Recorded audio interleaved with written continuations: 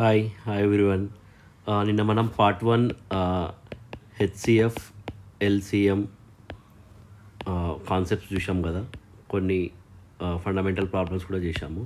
ఈరోజు మనము కొంచెం డిఫరెంట్ టైప్స్ ఆఫ్ ప్రాబ్లమ్స్ ఎట్లా సాల్వ్ చేయాలి స్పీడ్గా అనేది ఒకసారి చూద్దాము బేసిక్గా. సో ఇక్కడ మనం ప్రాబ్లమ్స్ ఒక్కొక్క ప్రాబ్లం తీసుకుందాం. సో ఫస్ట్ ప్రాబ్లం వచ్చి find HCF and LCM of 2/3, 8/9, 16/81, 10/27. So మనం ఈ ప్రాబ్లము నిన్ననే చూసాం బేసిక్గా. అంటే దీనికి కావాల్సిన ఫార్ములా ఏంటంటే జనరల్గా సో హెచ్సిఎఫ్ అంటే HCM of numerators by LCM of denominators. LCM అంటే LCM of numerators by HCF of denominator. So first for example మనం హెచ్సిఎఫ్ ఫైండ్ చేస్తున్నాం వీటికి. సో హెచ్సిఎఫ్ ఫైండ్ అవుట్ చేయాలంటే ఈ ఫ్రాక్షన్స్కి so HCF of numerators divided by LCM of denominators. So ఏమైనా competitive exams మీరు చేసేటప్పుడు అయితే మనకి ఎన్ని అవసరం లేదు. సో ఈ ప్రాబ్లం చూడగానే వెంటనే మనం స్పీడ్గా హెచ్సిఎఫ్ తీసేసుకొని వేసేయచ్చు అనమాట. 2 × 8 × 16,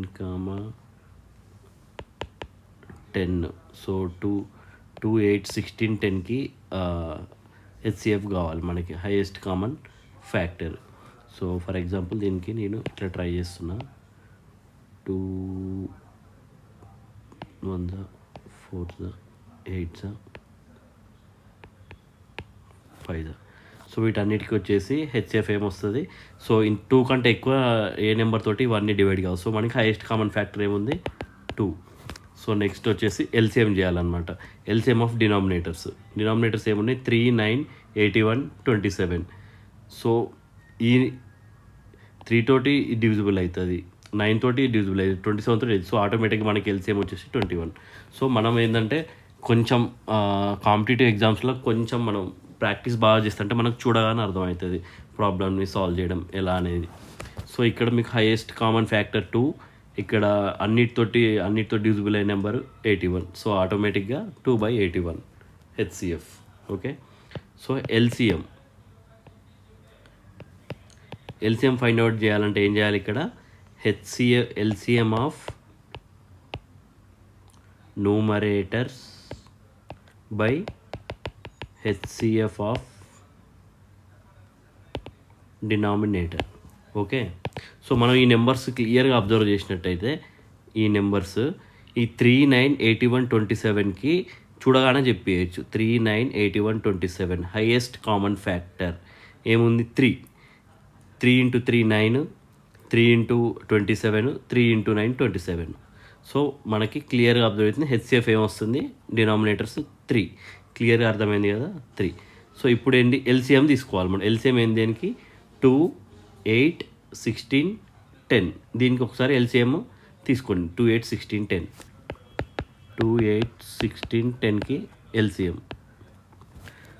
సో 2 1, 2 4, 2 8, 2 5.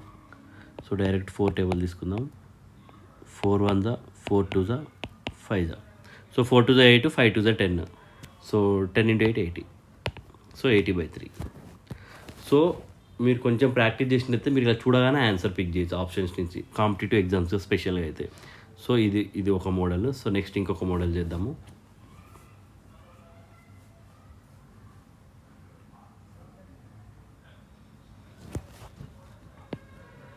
నెక్స్ట్ క్వశ్చన్ ఏంటంటే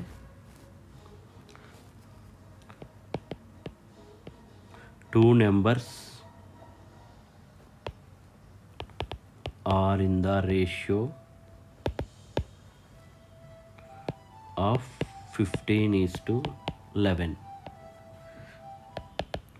If HCF is 13, find numbers అని ఇచ్చింది ఫర్ ఎగ్జాంపుల్ మనకు క్వశ్చన్. సో బేసిక్గా ఇది చాలా ఇంపార్టెంట్ కాన్సెప్ట్. నిన్న చూసినాం కదా మనము product of 2 numbers is equal to product of HCF into LCM. ఇది చాలా ఇంపార్టెంట్ ఫార్ములా. సో దీన్ని బేస్ చేసుకొని అన్ని కాంపిటేటివ్ ఎగ్జామ్స్లో ఏదో ఒక క్వశ్చన్ అయితే వస్తుంది పక్క ఎల్సిఎం పైన. ఇది చాలా జాగ్రత్తగా అబ్జర్వ్ చేయండి. సో ఏమని చెప్పాడంటే మనకు 15, 11 అని చెప్పాడు. సో యాజ్ యూజువల్ మనం క్వశ్చన్ చూడగానే మనకు వెంటనే ఈ ఫార్ములా స్ట్రైక్ అయిపోవాలి బ్రెయిన్లో. Product of 2 numbers is equal to product of HCM into LCM. అంటే ఇప్పుడు మనం ఏం చేయాలి, ఈ రెండింటి నెంబర్స్ని మల్టిప్లై చేస్తే హెచ్సిఎఫ్ ఇంటూ ఎల్సిఎం ప్రొడక్ట్ చేస్తే రావాలి. సో ఇప్పుడు మనకి ఏంది 2 నెంబర్స్ ఇచ్చిండు, 15:11 రేషియోలు ఇచ్చింది కాబట్టి ఒకటి 15x అనుకుందాం, ఇంకోటి వచ్చేసి మనకి జనరల్గా 11 ఇచ్చింది కాబట్టి 11x. సో 2 నెంబర్స్ వచ్చి 15x into 11x, that should be equal to product of HCF into LCM. మనకి హెచ్సిఎఫ్ ఇచ్చింది 13, ఎల్సిఎం తెలియదు అనుకో. సో ఇప్పుడు ఇది ఫైండ్ చేస్తే సరిపోతుంది, అంతే కదా మనకి. సో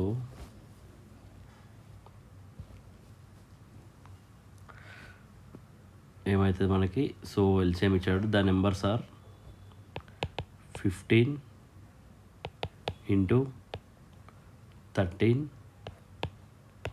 అదర్ వన్ వచ్చేసి 11 ఇంటూ 13. సో వెరీ సింపుల్, ఏదైనా మనము ఈ 11 ఇంటూ 13 తీసుకున్నాం, హెచ్సిఎఫ్ ఇచ్చింది కాబట్టి 13 తీసుకుంటే మనకి ఆటోమేటిక్గా వీటి హెచ్సిఎఫ్ ట్రై చేయండి ఒకసారి, 13 వస్తుంది అనమాట. సో 2 నెంబర్స్ది రేషియో 13 ఇచ్చినప్పుడు మనకి 13 వస్తుంది. సో అదొక ప్రాబ్లం. సో అట్లా రేషియో ఇచ్చినప్పుడు చాలా ఈజీ అనమాట, హెచ్సిఎఫ్ ఇస్తే ఈజీగా ఫైండ్ చేయడం ఈజీ ఎప్పుడైనా.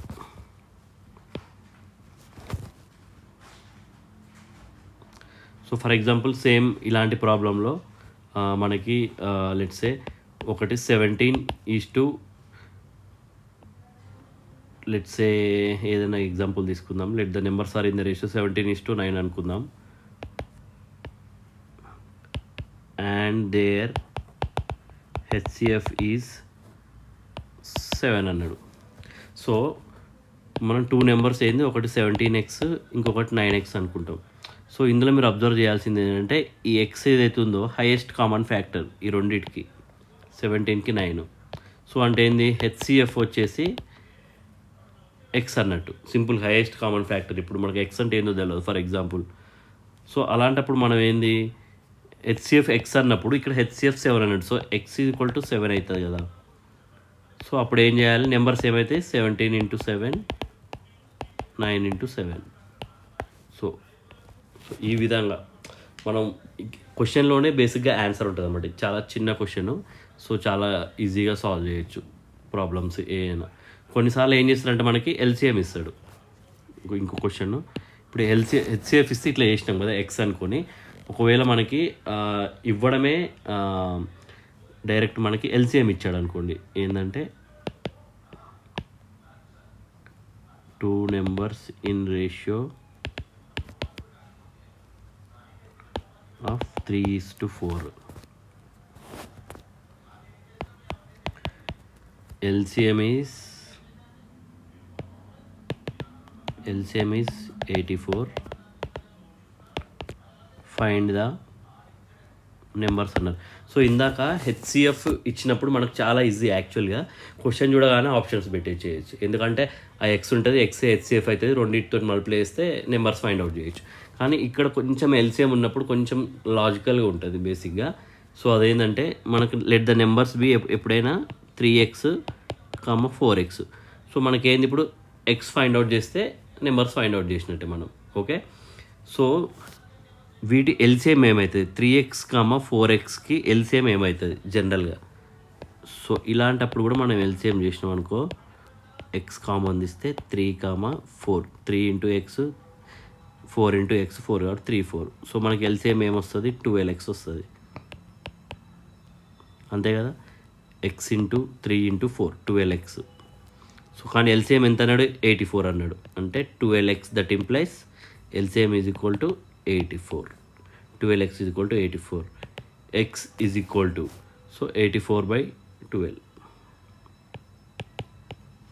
7. x 7 వచ్చేసింది కదా. సో 7 3 21, 7 4 28. So 21 28 numbers. సో ఇది. సో ఈ ప్రాబ్లమ్స్ మీరు కొన్ని ఇంకొక 2 3 ఇలాంటి మోడల్స్ ఆన్లైన్లో చాలా ఉంటాయి ప్రాబ్లమ్స్, సాల్వ్ చేయండి. మీకు నెక్స్ట్ చాలా ఈజీ అవుతుంది అనమాట. సో ఇవి డిఫరెంట్ కైండ్ ఆఫ్ ప్రాబ్లమ్స్ ఎట్లా సాల్వ్ చేయాలి ఏందనేది. సో ఇంకొంచెం డీప్కి వెళ్తే అప్లికేషన్ పాయింట్ ఆఫ్ వ్యూలో ఉంటాయి అనమాట. కొంచెం టఫ్ ఉంటాయి ఇవి. ఈ డైరెక్ట్ ఫార్ములా బేస్డ్ ఇంతసేపు. ఇప్పుడు ఏంటంటే కొంచెం వర్డ్ ప్రాబ్లమ్స్ లాగా ఉంటాయి, కొంచెం డీప్ ఉంటుంది అనమాట. సో ఒకసారి మనం అవి చూద్దాము. క్వశ్చన్ వచ్చేసి okay,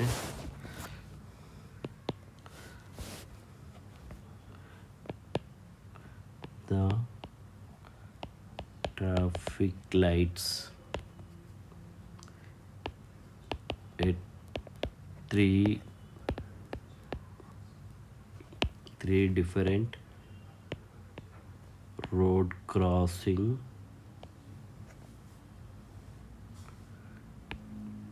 change after every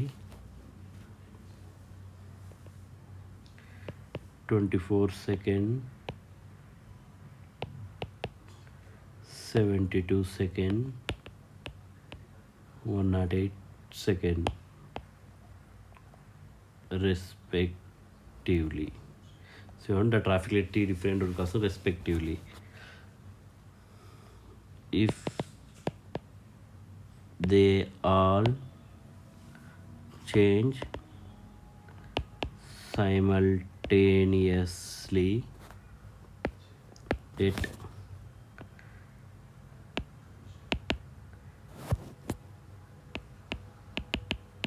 8 p.m. then at what time again change simultaneously. So ఇక్కడ మనం క్వశ్చన్ జాగ్రత్తగా చూడండి. ఎప్పుడైనా the traffic 3 different road crossing change after every 24, 72, 108 respectively. If they all change simultaneously at 8 p.m. then what time they change again simultaneously. So బేసిక్గా ఇలాంటి simultaneously అనేది ఏదైనా వచ్చిందనుకోండి క్వశ్చన్స్లో, మనకు అక్కడ ఏంటంటే ఇంటర్వెల్ ఆఫ్ చేంజ్ అనమాట. బేసిక్గా అవి ఎప్పుడు మారుతాయి మళ్ళీ ఇంటర్వెల్ తర్వాత. ఒకసారి 8కి అన్నీ ఒకేసారి చేంజ్ అయ్యానుకో మళ్ళీ ఎప్పుడు అవుతాయి, బేసిక్గా ఎంత టైంకి అవుతుంది అనేది అడుగుతుంది. బేసిక్గా సైమల్టేనియస్లీ దీన్ని పక్కా గుర్తుపెట్టుకోండి మీరు. సైమల్టేనియస్లీ ఇలాంటి వర్డ్స్ వచ్చినప్పుడు అది మోస్ట్లీ ఎల్సిఎం అడుగుతున్నట్టు క్వశ్చన్లో అక్కడ. సో అది ఎల్సిఎం కాన్సెప్ట్ అనమాట. సో యాజ్ సూన్ యాజ్ మీరు సైమల్టేనియస్లీ చూడగానే ఈ నెంబర్స్ ఏవైతున్నాయో స్పీడ్గా ఎల్సిఎం తీసుకోండి. 24, 72, 108. సో బేసిక్గా ఈ 3 నెంబర్స్ ఏవైతున్నాయో వీటికి ఎల్సిఎం తీసుకుందాం. సో 4 టేబుల్ ఇది పోతుంది. 4 1 4 6 24, 4 1 4 32, 4 8 4 18. So 4 2 4 7, 3 table 3 2 3 6, 3 9. సో నెక్స్ట్ వచ్చేసి మళ్ళీ 3 టేబుల్ని ట్రై చేద్దాము. 3 2 3 3. So 2 table 1 1 3. సో బేసిక్గా ఎల్సిఎం ఎంత వస్తుంది? 4 × 3 × 3 × 2 × 3. ఓకే, 3 3 9, 4 2 8, 8 × 9 × 3, 9 3 27 × 8. సో 27 8. టేబుల్స్ కొంచెం స్పీడ్ ఉంటే ఈజీ అనమాట. 8 7 56, 8 2 16 ప్లస్ 5 2 1 6. సో బేసిక్గా ఎల్సిఎం వచ్చేసి మనకి 216. సో ఇప్పుడు కానీ మనకి ఏం అడుగుతుంది అక్కడ, టైం ఎంత చేంజ్ అవుతుందని అడుగుతుండు బేసిక్గా. సో 216ని మనం బేసిక్గా సెకండ్స్ని మినిట్స్లోకి మార్చుకున్నాం అనుకో చేంజ్ చేయొచ్చు. సో దట్ ఇంప్లైస్ 216 అంటే 216 సెకండ్స్ ఎన్ని minutes? So 6 3 6 4 24, 6 3 18. So 3 minutes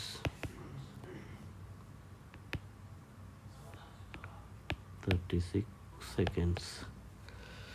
okay, so 8 PM of అయితే నెక్స్ట్ ఎప్పుడు వస్తుంది? 8 o'clock 3 minutes 36 secondsకి మళ్ళీ సైమల్టేనియస్గా అవి సిగ్నల్స్ చేంజ్ అవుతాయి అన్నమాట. సో ఇది బేసిక్గా. సో మీరు ఇలాంటి క్వశ్చన్ వచ్చినప్పుడు సైమల్టేనియస్లీ వచ్చినప్పుడు సో మీరు ఏం చేయాలంటే జనరల్గా సో ఎమ్మటే ఎల్సిఎం తీసుకొని స్పీడ్స్గా సెకండ్స్ని మినిట్స్లోకి మార్చుకొని ఆల్రెడీ 8 PM అన్నాడు కదా, దానికి 3 minutes 36 seconds చేస్తే ఈ టైంకి మళ్ళీ అవి సైమల్టేనియస్ అయితే అని చెప్పొచ్చు.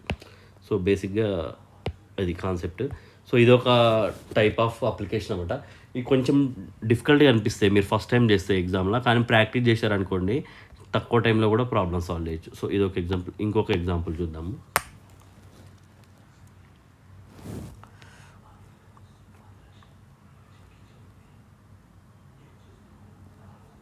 ఇంకేం ఎగ్జాంపుల్ చేద్దాం. సో నెక్స్ట్ వచ్చేసి మనం ఇది సో సైమల్టేనియస్లీ అన్న వచ్చినప్పుడు మనం ఎల్సిఎం చేసినాం కదా. సో హెచ్సిఎఫ్ రిలేటెడ్ చూద్దాం. హెచ్సిఎఫ్ రిలేటెడ్ వాట్ ప్రాబ్లమ్స్ ఎలా ఉంటాయో మనం ఇప్పుడు ఒకసారి చూద్దాము. సో ఏమంటుందంటే ఇక్కడ క్వశ్చన్లో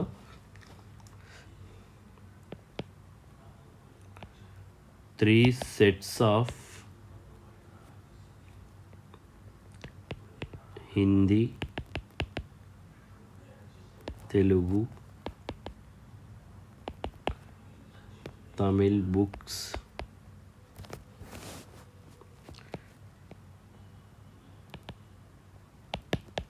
containing 336, 240 and 1996 books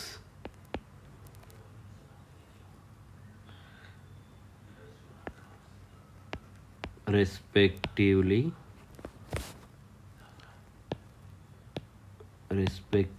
have to be stacked in such a way that all the books are stored subject wise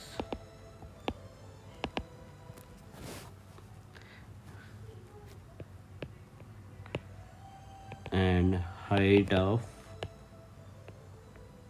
each stack should be same.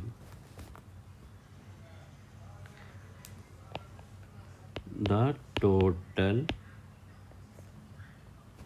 number of stacks will be.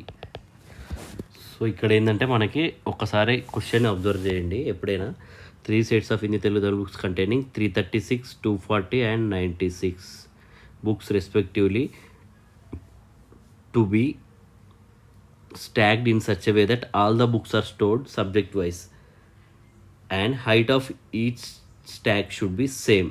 So ఇది గుర్తుపెట్టుకోండి, height of each stack should be same. ఇది చాలా important. The total number of stocks will be అన్నాడు. So ఎప్పుడైనా height of each stock should be same అన్నప్పుడు ఇలాంటి problems వచ్చినప్పుడు HCF చేయాలన్నమాట. వాడు ఏంటంటే బేసిక్గా ఎన్ని అరేంజ్ చేయగలుగుతావు అని, ఒక బాక్స్లో ఎన్ని చేయగలుగుతావు, ఆ బాక్స్లో ఎన్ని ఉంటాయని అడుగుతుంది మనకు బేసిక్గా. సో ఒక స్టాక్లో ఎన్ని ఉంటాయో కనుక్కోవాలి ఫస్ట్ మనం. అంటే ఒక సెట్ ఆఫ్ బాక్స్ అనుకోదండి, ఒక స్టాక్లో ఎన్ని ఉంటాయో కనుక్కోవాలంటే హెచ్సిఎఫ్ చేయాలి మనం. So HCF of 336, 240, 96. సో వీటికి మనం హెచ్సిఎఫ్ చేద్దాం. మన జనరల్ ప్రాసెస్ తెలుసు కదా, దానికి హెచ్సిఎఫ్ చేసుకున్నాం. సో కొంచెం తొందర అయిపోవాలంటే హెచ్సిఎఫ్ 2 మెథడ్స్ చెప్తా, ఒకసారి చూడండి. స్పీడ్గా చేయడం ఎలా, లేకపోతే సింపుల్గా చేయడం ఎలా అనేది. సో ఇక్కడ అన్ని 2 నెంబర్ తోటి పోతుంది. సో 4 2 8 16 4. సో 4 8 సో 4లో కూడా వెళ్తుంది. సో ఇది 4లో డివైడ్ అవుతుంది. ఒకసారి చూడండి, ఇది 4 8 4 4 4 60 4 2 4 4 24. ఓకే, సో ఇది 4తో డివిజిబుల్ అవుతుంది. ఓకే, సో నెక్స్ట్ మనకి మళ్ళీ 4 తోటి వెళ్తుందా చూడండి, ఇది బేసిక్గా. Okay, 4 2 4 1 okay. So 4 1 5 so 4 6. So ఇక్కడ మనకి 4 ఏదైతే ఉందో 4 4 16 ఏదైతే ఉందో ఇది అన్నిట్లో బేసిక్గా 16తో డివైడ్ చేస్తే మనకు అన్ని పోతాయి. సో ఇంకా దీని తర్వాత హైయెస్ట్ కామన్ ఫ్యాక్టర్ దీనికి మనకి ఏం లేదనమాట. బేసిక్గా ఏమన్నా ఉందా ట్రై చేయండి ఒకసారి. అన్ని డివైడ్ అయ్యి ఉందా, 3 తోటి వెళ్తుంది. సో 3 7 3 5 3 2. సో ఇప్పుడు మనకి హెచ్సిఎఫ్ వచ్చేసి ఇది ఈ మెథడ్ చేసుకుంటే ఈజీ మనకి. సో ఎందుకంటే ఇది స్పీడ్గా అవుతుంది, ఎందుకంటే అన్ని నెంబర్స్ దేంతో అయితే డివిజిబుల్ అవుతున్నాయి అప్పుడు మనకు అదే హెచ్సి 4 4 16 16 3 48. Okay, so 16 3 48. ఒక స్టాక్లో 48 పడతాయి బుక్స్. 1 stock 48 books. ఎన్ని స్టాక్స్ అన్నాడంటే 336/48 ప్లస్ 240/48 ఓకే ప్లస్ 96/48. సో ఇది బేసిక్గా. సో ఇవన్నీ డివిజన్ చేసి యాడ్ చేస్తే మనకి నెంబర్ ఆఫ్ స్టాక్స్